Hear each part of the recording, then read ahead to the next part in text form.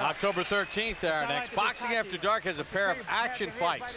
122-pound champ Nonito Donaire against speedster Toshiaki Nishioka. And in what could be a war, Brandon Rios faces Mike Alvarado. Then 2 weeks later, more Boxing After Dark. Undefeated top prospect Thomas Delorme takes on Carlos Abregu. And an all-action fighter, Mauricio Herrera faces undefeated Kareem Mayfield. Jay, I need you to step forward. Oh, he asked you to vote on Facebook for the results. Which fight are you most looking forward to on October the 13th? Donaire, Nishioka, 48% of the vote. We thank all of you for checking out our Facebook page, HBO Boxing at Facebook.com.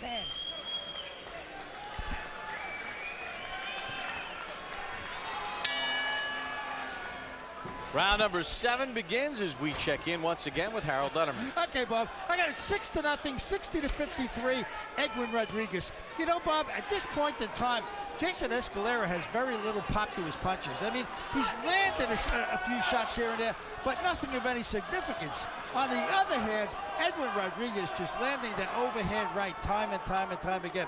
Now, I got to tell you something about Escalera's mouthpiece. He's not using a fitted mouthpiece like most fighters use. He's using a very cheap mouthpiece. As a result, every time he gets hit in the mouth, he drops the mouthpiece. I mean, it's happened 3 times already. But anyway, 6-0, Edwin Rodrigues. You know, in the last round, Escalera had some moments where he was turning it into the kind of fight he needs. Brawling, mauling. Rodrigues is back against the ropes, but when he did, as Harold observed, he wasn't really putting much mustard on his shots. No, he wasn't. I don't think he has much mustard left.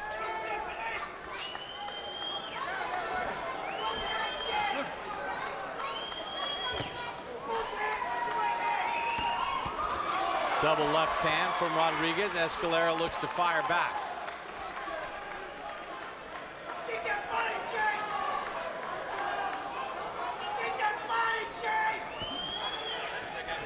Corner of Escalera screaming, dig that body.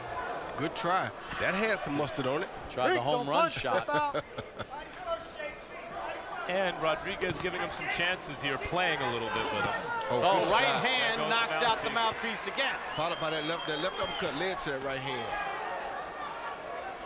But I tell you, Escalera is one tough character.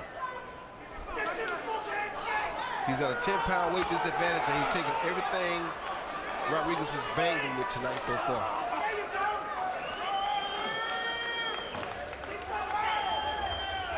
Hard to imagine Escalera doesn't have a fitted mouthpiece.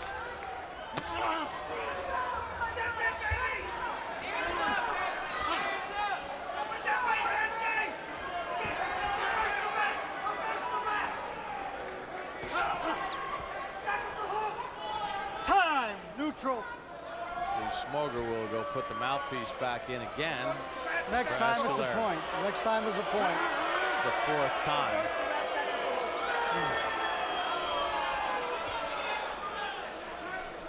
Let me ask you something, though. If you eat a right cross like Escalera did, I mean, is that grounds and he loses his mouthpiece? Is that grounds to really get I'll tell you penalized? why I think it is in this case.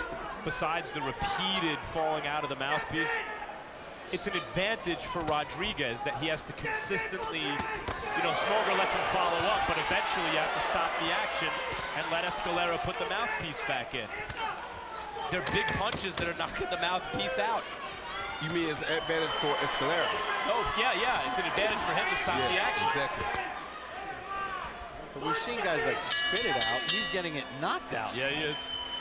Banged out. Come with the proper equipment.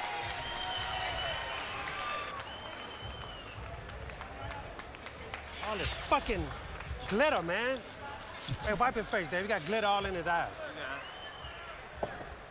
Okay, now listen. Stretch your legs out for me. Listen. Look. Use your jab, okay? There you go. Use your jab. Okay? The guys walk right there. And then shoot the right hand straight. Your right hand okay? You sure? Okay, you look like you saw you wiggling it. You sure you're okay? Okay, listen. Jay, you gotta go for the up top, Jay, with the hooks and crosses. Nice, stay in the roll. This is the last round I'm gonna give you. You gotta go for the hooks and crosses, please. Just reverse the wrap. Jab down, right hand over the top, please, Jay. This is PC, He sees the mouthpiece knocked out once again by the left short uppercut, followed by the right hand. Goodness, I know he hoped he had his mouthpiece in for that shot. Wow.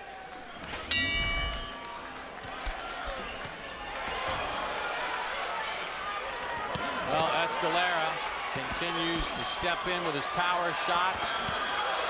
Left hand to the ear, and the that's a good fight is stopped by Steve Smoger. Wow. Bleeding from his ear. Yeah, the right ear of Esclara is a bloody mess from that left and he's hand. staggering back to the corner.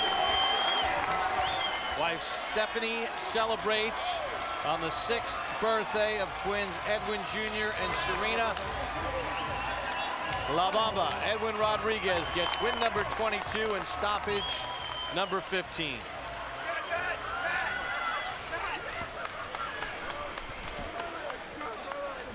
Rodrigues landed 6 of his 11 power shots in that last round. Look right here at the light. Headache, double vision, look over here. Look way over there for me. Look way over here for me. All right. Good. Get your win back. How are we feeling? Good.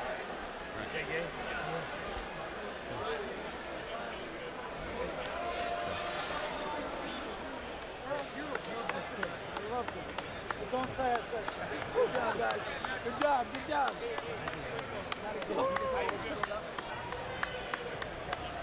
Good job, man. Well, Edwin Rodrigues finished the show. You see Steve Smoger flying in. You see the right ear of Esclara is a bloody mess.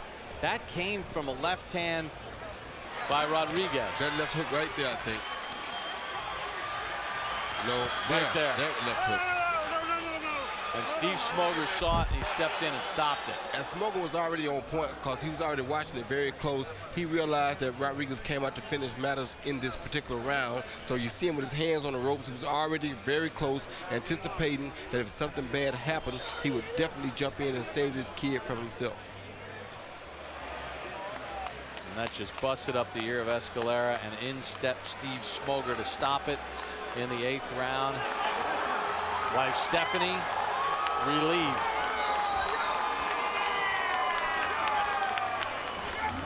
Edwin with another win for the official time of the stoppage. David Diamante. Ladies and gentlemen, referee Steve Smoger calls a halt to this contest. The official time of the stoppage, 12 seconds into round number 8.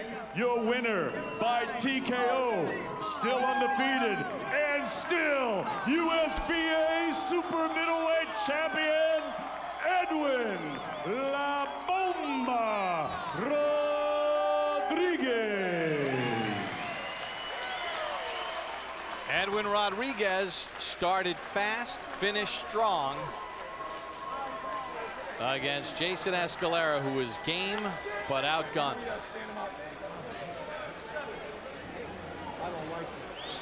Let's take a look at the final CompuBox numbers. Total punches in the fight. Rodrigues landed at 43%. See, Esclara did not even land 100 punches in the fight through 7+ rounds, landing at only 22%. And Rodrigues dominant in the powder category, 58%, 195 of 335. Max Kellerman is standing by with the victorious Edwin Rodrigues. Edwin, congratulations, very impressive. Your twins' 6th birthday today. What does this birthday present to them mean to you? It means a lot. We work hard for this. This was the day that 6 years ago was tough for me and my family because my kids were born premature. But they are happy, we're happy. And I just want to say happy birthday to Serena and Edwin. Love you guys. Okay, this is now the 3rd time you've beaten a good, tough fighter. You beat up this one and stopped him. What's next? Are you now ready for the bigger names at 168 pounds? I feel like I'm ready. Today I wanted to send a message, and I believe I did. I'm ready. I'm ready now. My promoter and my manager, Larry Army and DeBella, has been doing a great job moving me along. And when they think I'm ready, I'm ready. 168 pounds, but you went up 20 pounds between the weigh-in and on our unofficial scales weighing in before the fight. If an opportunity came along at 175 pounds, would you fight at light heavyweight? Yes, I will take it. My promoter kept whispering in my ear, Kelly Pavlik, so we want Kelly Pavlik. I'm ready. And Pascal's name I heard also. Hey, Pascal is a good friend, but this is business. If he wants to get it in, I'm down for it as well. Congratulations on an impressive win. Bob? All right, thank you very much, Max, and an impressive win for Edwin Rodrigues. Roy, your impressions of what you saw out of Rodrigues? I think he showed a lot of improvement, a lot of poise. He stayed in the pocket. He said his plan was to come in, stay in the pocket, and try to take this guy out by round 6. He got him out by round 8. The guy was a little tougher than he expected, but he showed a lot of maturity. Now I think he's definitely ready for a step up in class at either 168 pounds or 175 pounds. And Roy, what about Orlandito Devalier, who was in against a very tough fighter in Vic Darchinyan. Darchinyan beat him up over the course of the fight, won a unanimous 12-round decision. How does this affect Devalier moving forward? It doesn't really affect him a lot. He has to go back, take a little time off, let himself get back together. That was a very tough fight for him, a very tough, experienced fight, a lesson learned. Now you go back to the gym, you build from what you learned tonight, and you start that comeback trail just like you left off, as hungry, a matter of fact, hungrier than you were tonight when you started. I mean, this happens in boxing. Sometimes you take that test to see if you're ready. If you're not ready, you go back and you re-prepare, but you re-prepare twice as hard or 3 times harder than you did the first time, and you come back and take that test again. Maybe not the same test, but you take a similar test again. All right, we're going to take a look at some highlights from the fights earlier this evening as part of our triple header here on HBO's Boxing After Dark. And it started off with Alex Perez, undefeated, out of Newark, New Jersey, taking on Antonin Dicare from Montreal. Now, Dicare, not known for his power, but he took the fight to Perez, and he finished him off in round number 6, an impressive win. Then the fight we talked about, Orlandito Devalier against the veteran Vic Darchinyan.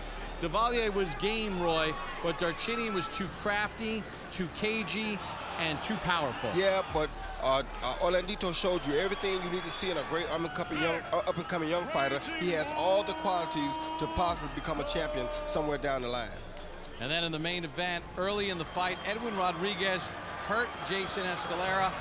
Esclara tried to steady the ship, but in the late round, Steve Smoger stepped in and sort of took care of business there. So kind of a mixed results here, Roy, with some of the prospects like Devalier coming up short, but then Rodrigues kind of finishing the show. Yeah, it was a little bit of mixed reaction, but that's good. That's what you like for TV. You don't want to be able to pick the fights before they happen. So tonight we were not able to pick the fights before they happen. The first 2 fights, as a matter of fact, I think it was a 50-50. I wasn't sure who was going to win either one going in, and that was a great thing. The last fight, though, I think that Rodrigues just had much more experience, and it showed in the long run. And now I really can't wait to see Rodrigues get an opportunity to face a better opponent.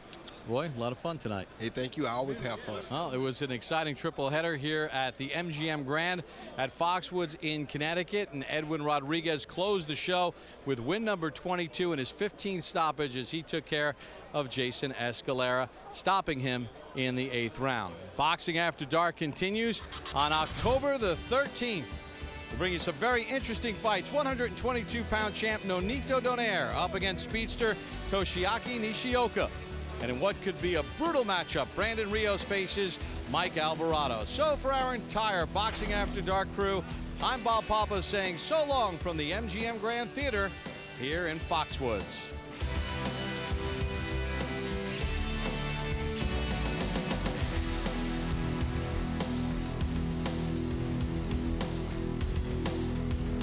This has been a presentation of HBO Sports.